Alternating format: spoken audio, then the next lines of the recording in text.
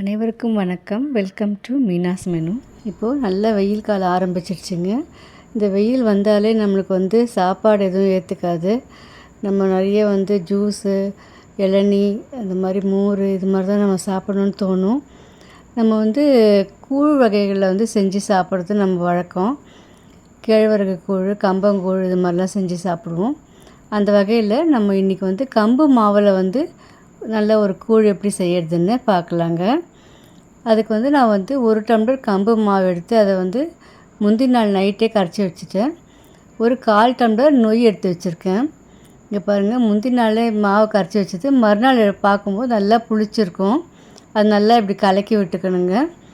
அடுப்பில் ஒரு மண் சட்டியில் 4 டம்ளர் தண்ணி எடுத்து வச்சுருக்கேன். 1 டம்ளர் கம்பு மாவை கரைச்சி வச்சுருக்கோம். அது ஒரு 1/4 டம்ளர் நொய் எடுத்து வச்சுருக்கோம். அதுக்கு 4 டம்ளர் தண்ணி எடுத்து வச்சுருக்கேன். அந்த தண்ணி நல்லா கொதிக்க ஆரம்பிக்கட்டும். இப்போ நம்ம அந்த நொய்யை போட்டுடலாம். நொய்யை போட்டு நல்லா துழவி கொடுத்து வேக விடணுங்க. இந்த நொய் நல்லா வேகணும். அது வரைக்கும் நல்லா துழவி கொடுத்துட்டு, ரொம்ப அடி பிடிக்காமல் இருக்கிறதுக்கு துழவி கொடுத்துட்ருக்கணும். இந்த நொய் நல்லா வெந்தால் தான் நல்லா சாஃப்டாக இருக்கும் நம்ம கூழ் குடிக்கும்போது. பாருங்கள், நொய் நல்லா வெந்து வருது. இப்போ நல்லா வெந்துருச்சான்னு பார்த்துட்டு, இந்த கம்பு மாவு அதை கொஞ்சம் கொஞ்சமாக விட்டு ஒரு பக்கம் கிளறி கொடுத்துட்டு கொஞ்சம் கொஞ்சமாக அந்த மாவை விட்டு நல்லா கலக்கணும். அப்போ துழவி கொடுத்துட்டே இருந்தால் தான் அடி பிடிக்காமல் இருக்கும். அப்பப்போ துழவி கொடுத்துட்டே இருக்கணும். சிம்மில் வச்சிடணும். இந்த அடுப்பை சிம்மில் வச்சு அப்பப்போ துழவி கொடுத்துட்டே இருக்கணுங்க. இப்போ பாருங்கள், சுற்றி கொதி வர ஆரம்பிச்சிருக்கு பாருங்கள். நல்லா அப்பப்போ துழவி கொடுத்துட்ருங்க.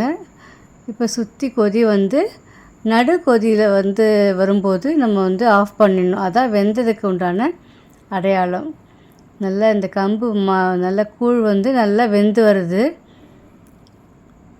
இப்போ சுற்றி கொதி வருது பாருங்கள். சுற்றி கொதி வந்துட்டு இப்போ நடுவுலையும் கொதிக்க ஆரம்பிச்சிச்சு. அப்போ தண்ணி தொட்டு பார்க்கணும். கையில் ஒட்டாமல் வந்துச்சுன்னா வெந்துருச்சுன்னு அர்த்தம். பாருங்கள், கையில் ஒட்டவே இல்லை. கூழ் நல்லா வந்துருச்சு. இப்போ ஆஃப் பண்ணிடலாங்க. ஆஃப் பண்ணிவிட்டு எடுத்து தட்டு போட்டு மூடி வச்சிடலாம். நல்லா சூடு அப்படியே ஆறி நல்லா திட்டமான பதத்துக்கு வந்துடும். நம்ம அப்படியே தட்டு போட்டு மூடி வச்சிடணும். ஓவர் நைட் அப்படியே மூடி வச்சிடணும். மறுநாள் தான் இதை கரைச்சி குடிக்கணுங்க.